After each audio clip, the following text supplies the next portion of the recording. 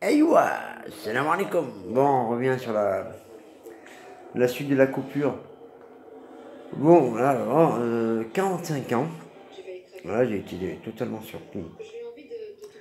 Le relogement ne s'est pas fait chez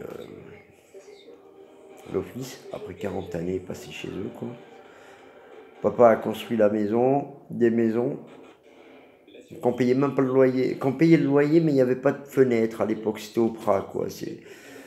Les bidonvilles se trouvaient là où il y a l'université à présent, là, les CESO, tout ça c'était bidonvilles dans les années 60-70. Par la suite, l'OPAC a refait tout le Prat là-haut.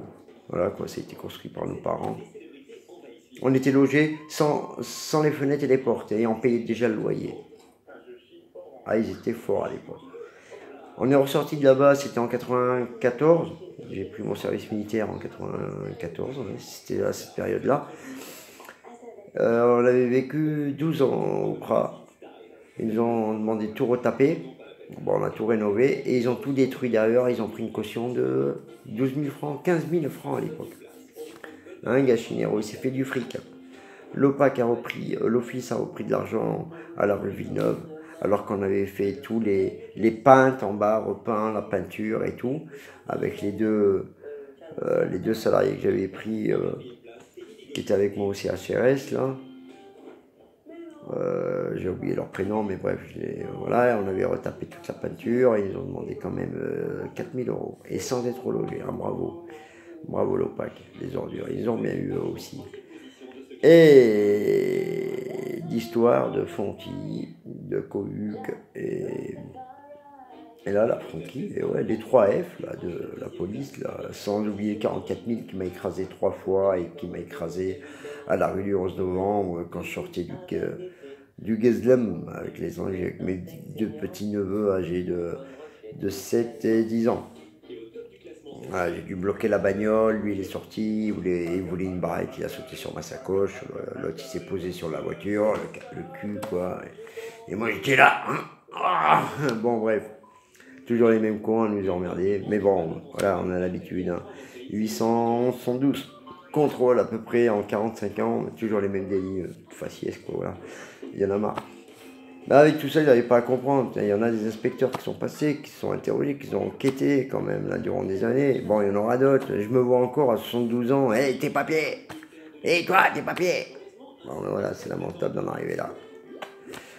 Bon, bref, c'était un rappel de tout ça et aussi des soucis là du 11 avril, du 16 avril, là, la garde à vue, la disparition de quelques vêtements durant la garde à vue dont je devais venir faire la perquisition, mais dont j'étais pas là. Ils ont fait un peu ce qu'ils ont voulu faire, quoi. Et c'est là où mes économies pour mes soins dentaires qui devaient se faire à Tunis, dont les personnes étaient au courant ici, là. J'en avais parlé au début de l'entretien. J'avais caché ça, mais bon, ils ont réussi à trouver cette enveloppe, bravo. Bon, il s'agit d'une forte somme. J'ai mis 2 ans pour économiser cet argent pour après la faculté dentaire, quoi. Je renvoie cette vidéo et donnez-moi votre avis et votre soutien. Et que je dois faire à présent, si je dois attaquer le gouvernement ou si je dois attaquer ma ville de Clermont-Ferrand. Je demanderai aussi là, des attestations de tous mes amis qui me connaissent, là, surtout la dernière, la madame, Madame Marion, que j'ai sauvée là, avec sa voiture crevée le 25 décembre de l'année dernière, le soir même où j'allais au CHRS, je me faisais étrangler par Farid. Et il venait me menacer de mort à 9h. Bon, le truc horrible. Mais voilà, tous ces témoignages là, il serait temps de les mettre en accord. Allez, tchuss, soyez forts, gardez une forme olympique. Oh,